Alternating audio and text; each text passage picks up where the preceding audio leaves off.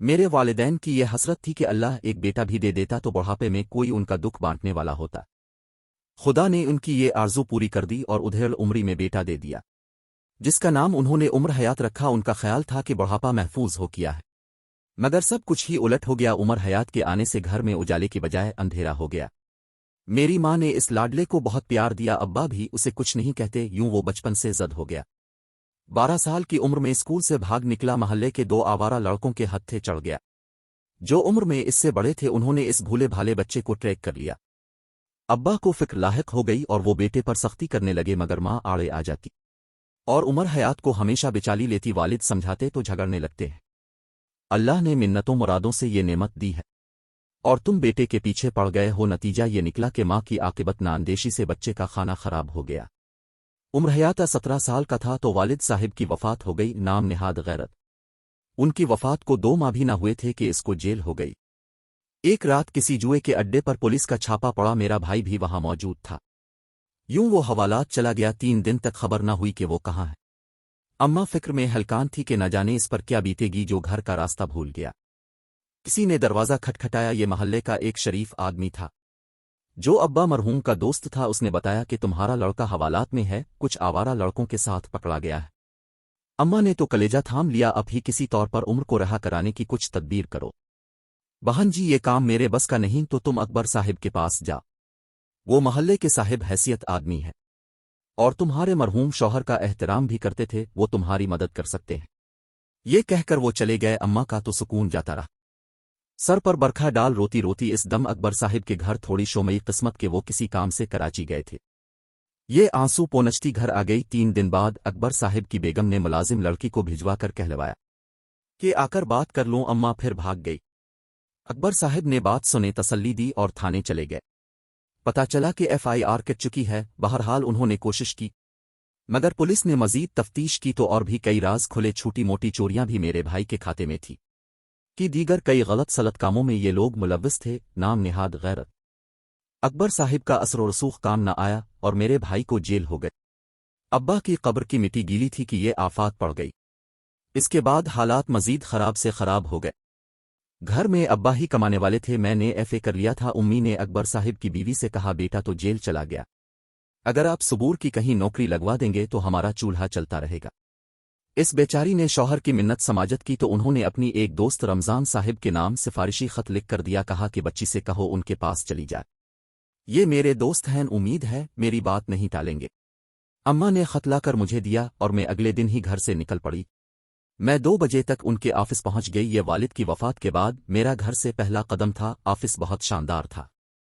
سفارشی خط میں نے چپراسی کے ہاتھ رمضان صاحب کو بھجوایا۔ چند منٹ بعد چپراسی نے آ کر بتایا کہ صاحب نے آپ کو اندر بلایا ہے۔ دھڑکتے دل کے ساتھ میں ان کے کمرے میں پہنچی تو انہوں نے ایک نظر مکھ پر ڈالی اور کہا کہ بیٹھ جائیے۔ میں ان کے سامنے پڑی کرسی پر سہمی سی بیٹھ گئی۔ انہوں نے میری اسناد پر سرسری نظر ڈالی اور پھر کسی صاحب کو بلایا، وہ بھی 2 منٹ میں حاضر ہو گئے۔ کہا کہ ان کے لیے لیٹر ٹائپ کر دو اور کمرہ بتا دو۔ پھر مجھ سے مخاطب ہوئے، تمہیں احمد صاحب کام سمجھا دیں گے، چلو آج سے جوائن کر لو۔ یقین نہیں آ رہا تھا کہ اتنی جلدی ملازمت مل جائے گی۔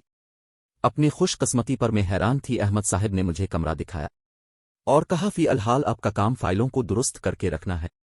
میں نے کام سمجھ لیا، چاہو تو آج 2 بجے جا سکتی ہوں لیکن کل 4 بجے تک ڈیوٹی دینا ہوگی۔ جی سر، میں نے تو الفاظ کہے اور کرسی پر بیٹھ گئی۔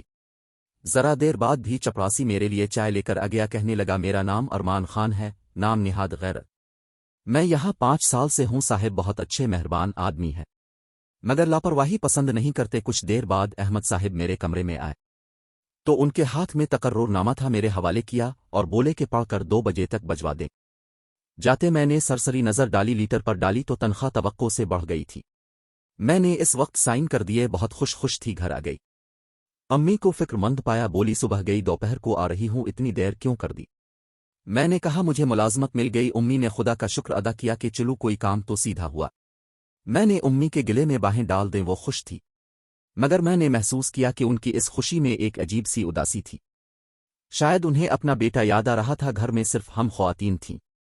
لے دے کر اکبر صاحب تھے جو 2 ماہ بعد عمر سے ملاقات کے لیے کبھی کبھار اپنے ڈرائیور یا کسی اہلکار کو بھیج دیا کرتے۔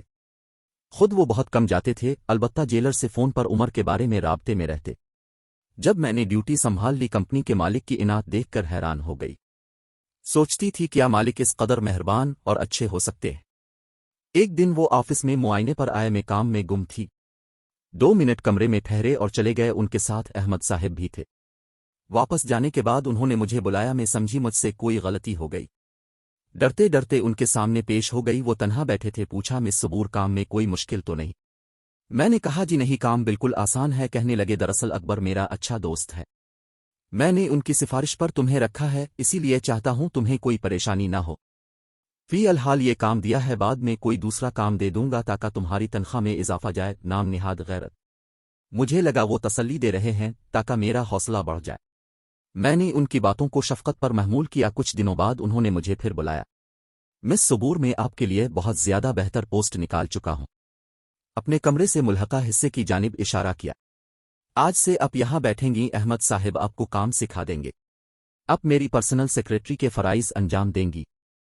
مجھے ان کی یہ عنایت پسند نہیں آئی، سوچا یہاں ہر وقت ان کی نظروں کے سامنے رہوں گی۔ بے شک درمیان میں شیشے لگے تھے، لیکن اس طرح وہ جب چاہتے مجھے دیکھ سکتے تھے۔ میں نے خود کو بہت انکمفرٹیبل محسوس کیا، مگر دل کی کیفیت کو ظاہر نہیں ہونے دیا، کیونکہ مجھے نوکری تو کرنا ہی تھی۔ ایک روز رمضان صاحب اپنا نیا پروجیکٹ دکھانے کے بہانے مجھے اپنے گھر لے گئے۔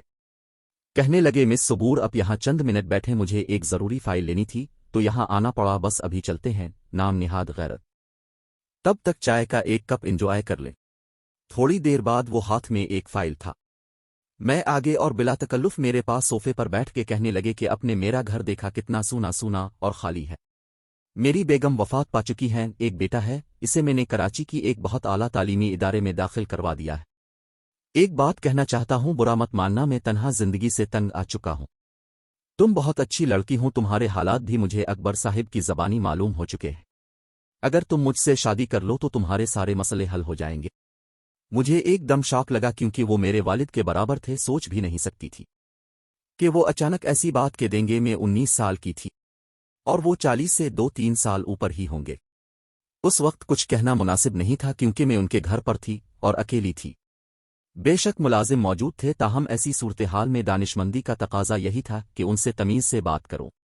میں نے کہا کہ اس معاملے پر والدہ کے بغیر بات نہیں کر سکتی، ان سے مشورہ کر کے آپ کو جواب دوں گی۔ بولے ٹھیک ہے۔ ان سے شادی کسی طور پر مجھے منظور نہیں تھی۔ اگلے دن ڈاک سے استعفیٰ ارسال کر دیا۔ یوں یہ ملازمت چھوٹ گئی۔ سوچتی تھی کہ اگر درمیان میں اکبر صاحب کا حوالہ نہ ہوتا تو ممکن تھا کہ رمضان صاحب کوئی اور بات کر جاتے۔ والدہ کو بتا دیا کہ باس مجھ سے شادی کے آرزو مند ہو گئے تھے۔ میں نے انہیں والد کی طرح ایک شفیق ہستی سمجھا تھا، اب ان کا سامنا کرنا محال ہے۔ امی نے کہا ٹھیک ہے بیٹی، مجھے تمہاری خوشی سے عزیز کچھ نہیں ہے، ٹھیک ہے رزق کہیں اور سے مل جائے گا۔ میں نے اپنی مشکل کا ایک سہیلی سے تذکرہ کیا، اس نے بتایا میری والدہ کے ایک عزیز کو اپنے بچوں کے لیے ایک استانی درکار ہے، پیسے والے لوگ ہیں، معقول پیسے ادا کریں گے، مگر ان کے گھر جا کر 3 گھنٹے ٹیوشن دینا ہوگی اور آمد و رفت کا بندوبست بھی خود کرنا ہوگا، وہ آنے جانے کا کرایہ بھی البتہ دے دیں گے۔ میں یہ ٹیوشن کرنے پر تیار ہوں، کچھ نہ ہونے سے کچھ ہاتھ آنا بہتر ہے، کیونکہ والدہ اور چھوٹی بہن تو گھر چلانے کے لائق نہیں ہے۔ اب میں نے نوکری بھی چھوڑ دی ہے کہ تہنیت اگلے دن مجھے رشتے کے ماموں کے گھر لے گئیں، وہ اچھی ٹیوشن دے رہے تھے۔ شام کے وقت پڑھنے جانا تھا، کیونکہ صبح کے وقت بچے اسکول جاتے تھے۔ میں نے قبول کر لیا، جہاں ان کا گھر تھا وہاں نزدیک ہی بس اسٹینڈ تھا۔ اس سہولت کو غنیمت جانا کہ فی الحال آمدنی کا کوئی ذریعہ تو نکل آئے۔ خاتون خانہ سے بات چیت ہوگی۔ اگلے دن سے میں ٹیوشن پڑھانے جانے لگی۔ ایک دن ٹیوشن پڑھا کر گھر لوٹ رہی تھی کہ مجھے اپنے محلے کا ایک نوجوان عاقب نظر آ گیا۔ وہ موٹر سائیکل پر تھا اور میں بس کے انتظار میں کھڑی تھی۔ وہ خالب دفتر سے اپنے گھر جا رہا تھا۔ نام نہاد غیرت۔ یہ مغرب کا وقت تھا۔ عاقب نے مجھے دیکھا تو موٹر سائیکل قریب روکی اور پوچھا کیا گھر جانے کو یہاں کھڑی ہوں؟ میں نے جواب دیا ہاں۔ کہنے لگا آج اس طرف کچھ ہنگامہ ہو کیا ہے؟ شاید بسوں کی ہڑتال ہے، تم کب تک کھڑی رہو گی؟ اندھیرا ہونے لگا ہے، میرے ساتھ چلو۔ وہ محلے کا شریف لڑکا تھا، میری والدہ کی اس کی والدہ سے دوستی تھی، لہٰذا میں اس کے ساتھ بیٹھ گئی۔ اس نے مجھے گھر کے قریب اتار دیا۔ امی کو بتایا کہ یہ معاملہ ہوا۔ والدہ نے کہا بیٹی کچھ دن پہلے اس کی ماں نے عاقب کے لیے تمہارا رشتہ مانگا ہے۔ میں نے ابھی سوچ بچار میں تھی کہ تم نے یہ بات بتا دی، چلو پھر یہ بھی بتا دو کہ اگر میں عاقب کی ماں کو تمہارے رشتے کے لیے ہاں کہہ دوں تو تمہیں اعتراض تو نہیں ہوگا؟ मुझे आकिब अच्छा लगा था, लिहाजा माँ से कहा मुझे कोई एतराज़ नहीं, मैं आपकी पसंद पर राज़ी हूं, मगर उनसे पूछ लें क्या वो उम्र भाई की रिहाई तक हमें ये मोहलत देंगे, क्योंकि मैं उनके आने तक घर से नहीं जा सकती। अम्मी ने कहा कि वो ये मोहलत देने को भी तैयार हैं, शादी की तैयारी के लिए इनको भी 1 साल चाहिए। वालिदा की इस बात से मेरे दिल को सुकून हो गया। 2 दिन बाद ट्यूशन पढ़ाकर लूट रही थी कि आकिब फिर आ गया, कहा कि ये सुनसान सा इलाका है, तुम्हें सड़क तक आते हुए 10 मिनट लग जाते हैं, बस के इंतजार में खड़ी रहूंगी तो रात हो जाएगी, यही सोचकर मैं तुम्हें लेने आया हूं। वालिदा मुझे रिश्ते का बता चुकी थी, समझ चुकी थी कि आकिब की भी यही मर्जी है, इसीलिए लेने आ गया। अंधेरा बढ़ रहा था, सर्दियों के दिन थे। मैंने आफियत जानी कि आकिब के साथ ही चली जाऊं, मुझे भी चंद मिनट का रास्ता बहुत खिलता था। रास्ते में आकिब ने बताया कि उम्मी तुम्हें बहू बनाने का इरादा रखती है।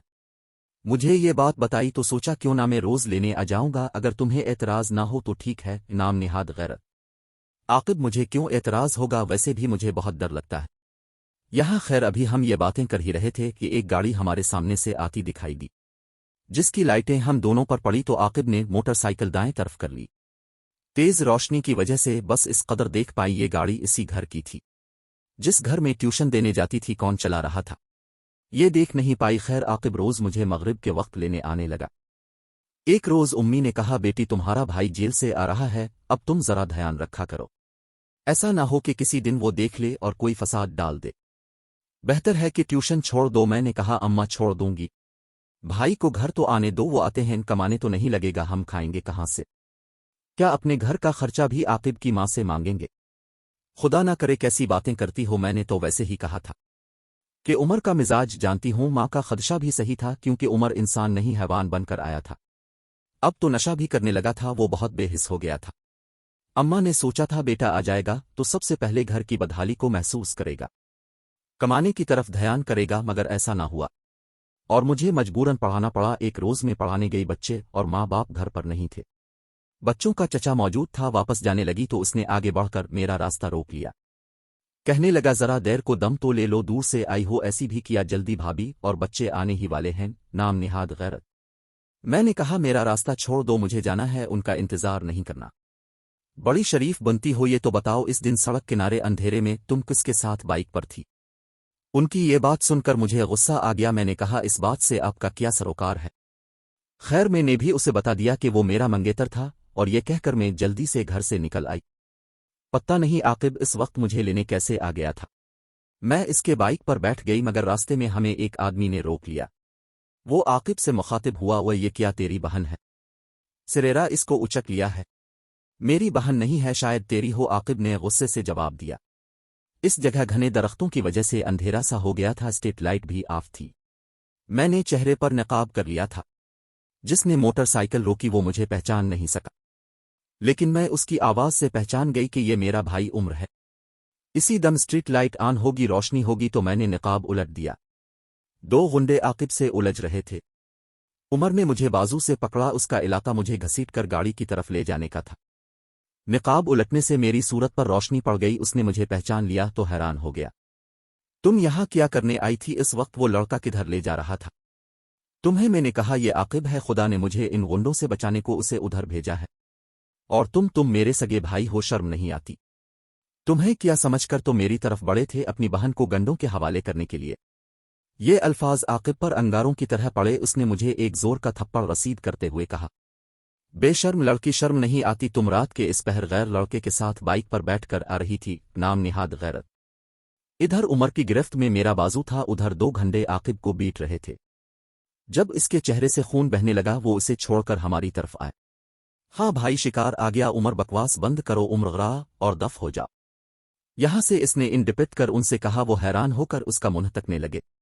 फिर एक ने दूसरे से कहा अबे क्या हो गया है इसे, हाँ तो बहन है मेरी। उनसे बात करने के बाद वो मुझे घर ले आया। उधर आकर वो अपने होश में नहीं था, बावर्ची खाने की तरफ दौड़ा छुरी उठाने को। आज तो मैं उसका खात्मा करके रहूंगा। मां समझ गई कि आकिब के साथ मुझे मोटरसाइकिल पर उमर ने देख लिया था। जिस बात का उनको डर था वही हो गया, मैंने मंगनी कर दी है। इसकी आकिब मंगेतर है, सबूर का ट्यूशन पढ़ाने जाती हैं, ये बेचारी हमारा पेट पालने जाती है। ना कुछ होश करो, अम्मा सर पीटने लगी। भाई के हाथ में छुरी देखकर मैं तो डर के कमरे में जा घुसी, अंदर से कुंडी लगा ली। उमर उम्मी से लड़ने झगड़ने लगा। जब वो दोनों गुंडे गाड़ी में बैठकर चले गए تو आकिब के पास करीबी बंगले से निकलकर एक शख्स आया। वो अपनी बालाई मंजिल से ये सारा तमाशा देख रहा था। उसने ही इसे घर तक पहुंचाया। भाई अपने दरवाजे की दहलीज पर बैठा इसका इंतजार कर रहा था। माँ ने इसे बता दिया था कि ये हमारे पड़ोसी तुम्हारी जेल जाने के बाद सामने वाले घर में आए हैं। इस लड़के की माँ ने सबूर का रिश्ता अपने बेटे के लिए मांगा तो मैंने मंगनी कर दी। सबूर अब आकिब की मंगेतर है तो जेल में बैठा था, कौन लेने जाता इसे? मैं ही लेने के लिए भेजती हूँ आकिब को। माँ की उन बातों पर उम्र कब कान धरने वाला था। आकिब को देखते ही इसने इस पर छुरी से हमला कर दिया। वो बेचारा नहित्ता क्या मुकाबला करता। जख्मी तो पहले से था, अचानक हमले की ताब न लाकर गिर पड़ा। यूं मेरा बेहिस भाई जिसको ये गैरत ना थी कि कमा कर खिलाता, नाम निहाद गैरत की वजह से एक नेक इरादा रखने वाले लड़के का कातिल बन गया और लंबी मुद्दत के लिए जेल चला गया। मेरा घर बसाने, सुकून से जिंदगी गुजारने का ख्वाब हमेशा के लिए चिकनाचूर हो गया। बिलाखिर में एक नर्स बन गई, बाकी जिंदगी मरीजों की देखभाल में कट गई। यहां तक कि जब भाई सजा काट कर आया तो मां मर चुकी थी। छोटी बहन की मैंने शादी कर दी थी, नाम निहाद गैरत। उमर जेल से ऐसा मर्ज लगाकर निकला था कि 1 साल भी जी ना पाया। इसको अस्पताल में दाखिल करा दिया मगर उसका मर्ज ला इलाज था। बिलाखिर मेरे इकलौते भाई ने मेरे ही हाथों में दम दे दिया। हालांकि वो मेरे ख्वाबों का कातिल था मगर उसके मरने पर मैं फूट फूट कर रोई थी। अब मैं अकेली जीने पर मजबूर थी, नौकरी करती रही। यहां तक कि बुढ़ापे ने अलिया शुक्र के सरकारी अस्पताल में नौकरी मिली थी। आज पेंशन ही मेरा सब कुछ है कि 2 वक्त की रोटी बगैर किसी के आगे हाथ फैलाए मिल जाती है।